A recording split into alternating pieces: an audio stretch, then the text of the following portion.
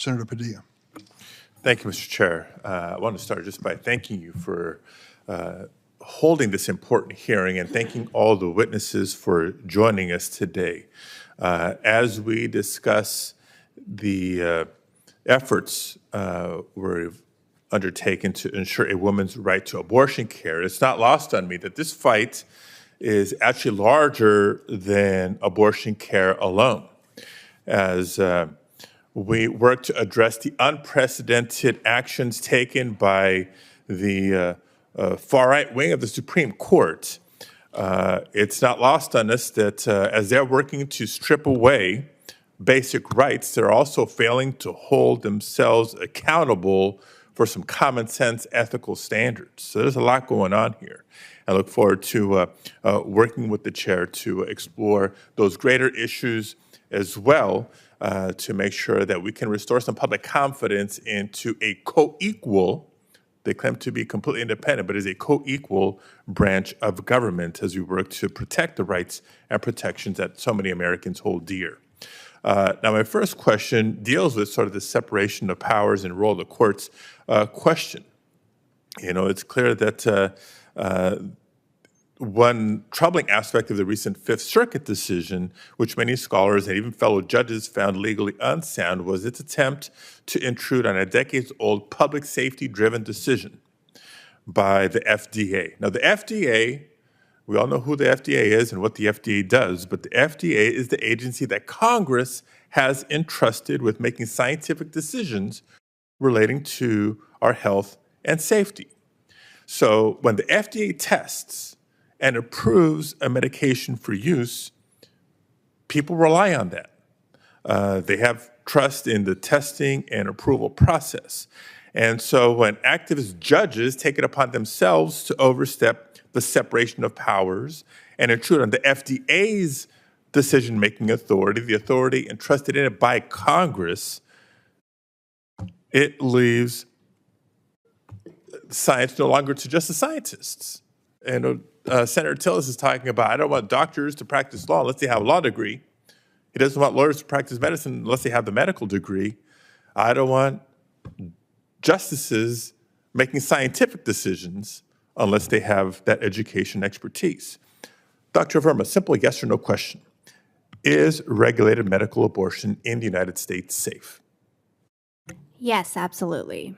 So can you describe then the risks to patients when judges rather than scientists are making decisions about medicines that Americans rely on? Absolutely. Thank you for that question. So we know based on decades of data that medication abortion is incredibly safe and effective.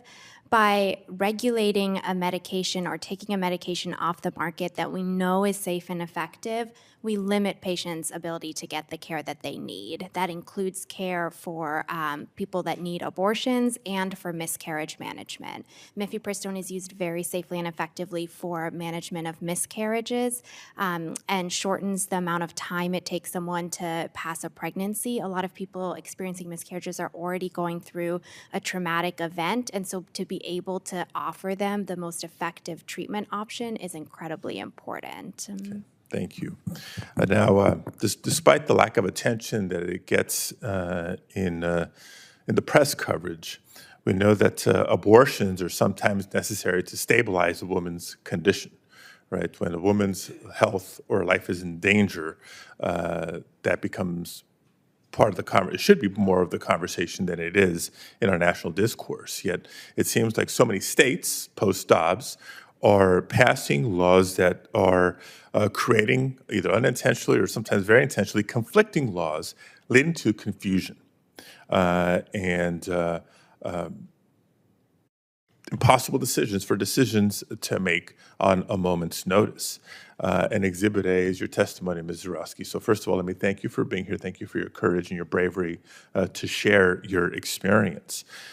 Some people in the legal world say, well, when there's a conflict between state and federal law, well, there's a process for hashing that out through the courts. That takes a long time. In the meantime, we have women showing up in hospitals and emergency rooms that can't afford to wait, and you described your experience from the medical perspective. Just wondering if you could take a minute to share what kind of mental anguish that experience was like while you were in the ICU and since then, and if you have a specific message for women living in states that are denied abortion care or access to the care that they need, but live in a state that's clamping down on access and options for them. Absolutely, and thank you for the opportunity. We've heard a lot today about the mental trauma and the negative, harmful effects on a person's psychological well-being after they have an abortion, supposedly. And I'm curious why that's not relevant for me as well, because I wasn't permitted to have an abortion, and the trauma and the PTSD and the depression that I have dealt with in the 8 months since this happened to me is paralyzing. On top of that, I'm still struggling to have children, and I wanted to address my senators, Cruz and Cornyn, who neither of whom regrettably are in the room right now, but I would like for them to know that what happened to me, I think most people in this room would agree, was horrific. But it's a direct result of the policies that they support. I nearly died on their watch. And furthermore, as a result of what happened to me, I may have been robbed of the opportunity to have children in the future. And it's because of the policies that they support. What happened to me was horrible, but I am one of many.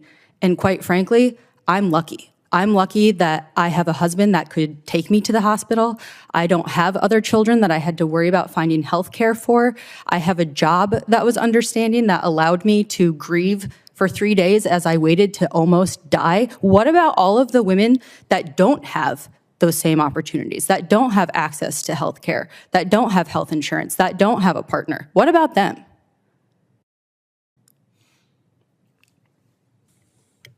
Thank you.